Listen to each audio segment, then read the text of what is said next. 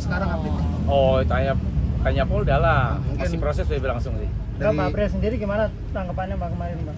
Tanggapannya yang namanya istri pasti mensupport, mendoakan, itu udah yang terbaik. Udah dipanggil untuk pemeriksaan Ustadz dengan saksi-saksi? Belum ya, saya lagi nunggu justru. Berarti belum tahu siapa dibalik komen itu. Ya kalau saya udah tahu. Tapi kan nggak mungkin saya bergerak sendiri. Harus polisi yang bergerak kan. Udah ada permintaan maaf mungkin dari orang-orang yang membuat fitnah? Belum. Mungkin tunggu dipanggil dulu kali baru itu menyampaikan permohonan maaf kali ya.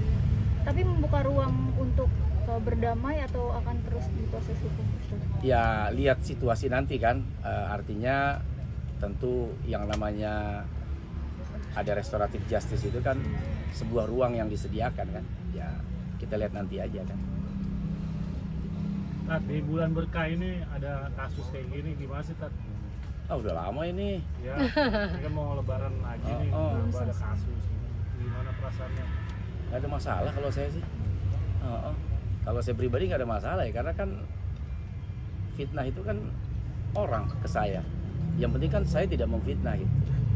Jadi kalau kita dijahatin ya asal kita jangan jahat gitu kalau saya. Pak Ustadz, berdampak apa sih bisnisnya, jatuh kah atau apa dalam adanya kabar seperti ini? Makin rame tuh. Kalau lihat di Instagram saya hampir tiap hari acara kan. Semakin berkah berarti ya Iya, Ustadz ya, semakin dengan- ramai kalau jadwal. Orang Indonesia itu penasaran. Semakin berita naik, dia semakin penasaran pengen ngundang. Jadi malah saya berpikir, Masya Allah nih, jadi berkah tersendiri gitu. Orang kan bulan Apit biasanya istirahat. Lah kita ke Manado kemarin kan, Manado, Pulang Mongondo Utara, Minahasa, sampai ada berapa? 6 hari kita di sana, 12 titik. Nah, gitu.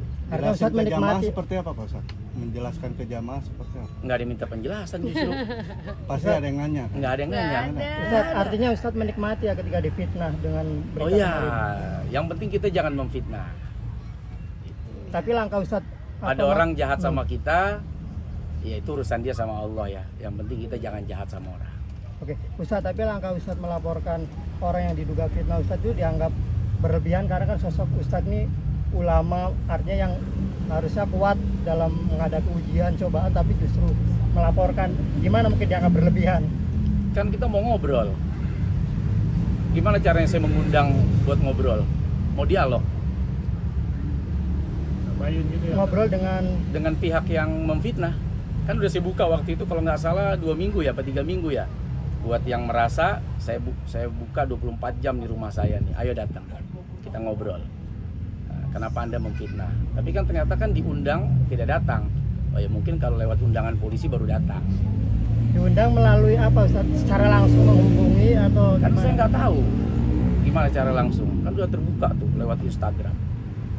Nggak menghubungi akunnya langsung? Ya kan saya nggak tahu juga. Masa dia nggak baca akun saya? Baca dong. Kan Instagram saya kan terbuka. Jadi Instagram itu sudah undangan umum, undangan secara luas. Pasti baca. Dan saya buka 24 jam. Malah pengajian bulanan aja kan setiap bulan saya di rumah. Harusnya kan bisa. Tapi mungkin ya saya nggak tahu. Mbak April, tapi ketika sang suami dituduh penyuka sama jenis akhirnya diviralkan di media sosial, seperti apa mungkin reaksinya Kak April? Terus orang-orang langsung menghubungi Kak April atau seperti apa? Alhamdulillahnya semua orang tuh baik gitu ya. Jadi ya ada berita negatif itu dianggap banyak yang nggak percaya. Jadi apalagi saya gitu kan, orang lain aja aduh itu orang iseng-iseng banget ya berita ini kayak gitu, apalagi saya istrinya yang tahu 24 jam suami saya. Jadi ya semuanya fine, semuanya baik-baik aja, alhamdulillah, Allah kasih ketenangan. Tapi bagusnya dari peristiwa ini akhirnya berita yang mendem jadi naik. ya SAM-nya jadi ketemu kan, pelakunya siapa kan. Jadi Ya. satu sisi ketika mendompleng nama saya, ternyata beritanya viral, akhirnya sosok SAM itu semua sudah tahu. dan Jadi sudah terbuka, ditetapkan ya. ya. Selama ini kan dari 2025 tuh kependem. Sekarang Ya. udah 2026. Nah, ketika dompleng fitnahan itu ke saya, nah ternyata jadi terbuka. Oh, ternyata SAM itu sosoknya ini nih. Bahkan udah dianggap tersangka gitu. Udah di Ya. Mabes Polri udah mentersangkakan. Oke, Ustaz, tapi secara kenal sama pribadi SAM? Pernah Kenal lah. ngobrol atau- Iya, kan beliau juga seorang penceramah kan, pasti kenal. tapi Tapi menyayangkan akhirnya lega nggak saat SAM ditangkap di Mesir? Saya belum tahu tuh perkembangannya tuh, apakah sudah ditangkap atau belum. diamankan, baru Infonya sudah diamankan. Oh ya, alhamdulillah. Gitu. Tapi itu kan balik lagi kan itu kewenangan dari kepolisian. Berarti dari awal Kak April emang udah intinya nggak percaya kalau ini beneran fitnah ya Kak April, karena memang Oh, benar nggak Saya terbukti gitu ya. sebagai istri sangat meyakini itu fitnah. Makanya saat itu Ustadz juga masih santai. Terus saya bilang kita punya keluarga, kita punya anak-anak yang kelak. Nih kalau berita kayak gini kan nanti anak-anak besar juga lihat gitu ya. Jadi harus diklarifikasi gitu. Jadi maka dari itu kita buat klarifikasi. Alhamdulillah dibantu juga. Waktu itu kita lagi ada acara aksi ya kan.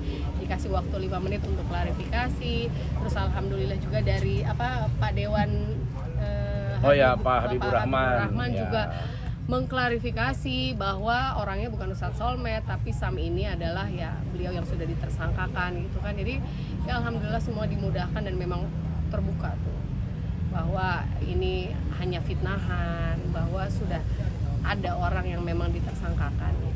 Ustadz, tapi menyayangkan gak ini kan santri-santri jadi korban ya Ustadz, melihatnya seperti apa sih?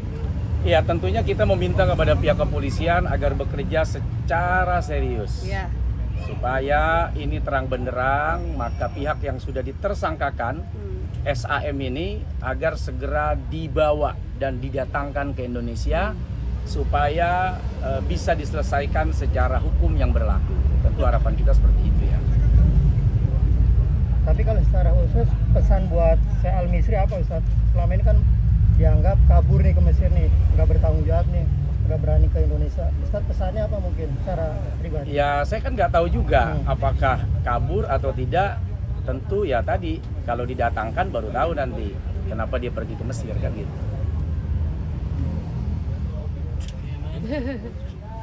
Ustadz, tapi kan sering bertemu juga dengan Syekh Al-Misri sendiri. Enggak lah. Jarang. Jarang, tapi pernah. Paling sekali 2 kali waktu pas kita mungkin acara di TV ya. Acara TV. Tapi sempat menyangka nggak sih melihat sosoknya yang boleh dibilang pembawaannya kalem diam, tapi ternyata Saya malah baru tahu kemarin tuh pas kasus ini naik, baru paham saya. Oh, itu baru tahu. Sebelumnya nggak tahu kan. Ustadz justru dia mencabuli santrinya. Ustadz tuh jadi ini nggak sih punya anak laki-laki juga nih kecil, jadi menjaga nggak sih dari hal-hal seperti itu? Kita tidak bisa mengeneralisir ya, bahwa kemudian ada oknum-oknum di tempat pendidikan di mana saja ya ternyata gitu. Tapi tidak bijak kalau kemudian kita mengeneralisir, oh semua tempat pendidikan berarti tidak aman, tidak boleh juga seperti itu. Nah, karenanya memang ini menjadi tugas kepolisian untuk bergerak cepat agar supaya rasa aman, nyaman dan kepercayaan itu muncul kembali. Sehingga kasihan kalau nanti tempat-tempat yang baik-baik, tempat pendidikan yang bagus-bagus, yang memang selama ini amanah, terkena imbas dan dampak. Oke Ustadz, secara hukum Islam nih, secara agama, hukumannya seperti apa sih ketika seorang ulama Ustadz mengetahui agama tapi berbuat keji? Apalagi ini kan yang dilaknat oleh Allah, kaum Sodom kan. Hukumannya seperti apa mungkin dalam agama sendiri? Ya buka di fikih aja, pasti ketemu itu jawabannya. Nggak menurut Ustadz? Jangan saya lah udah.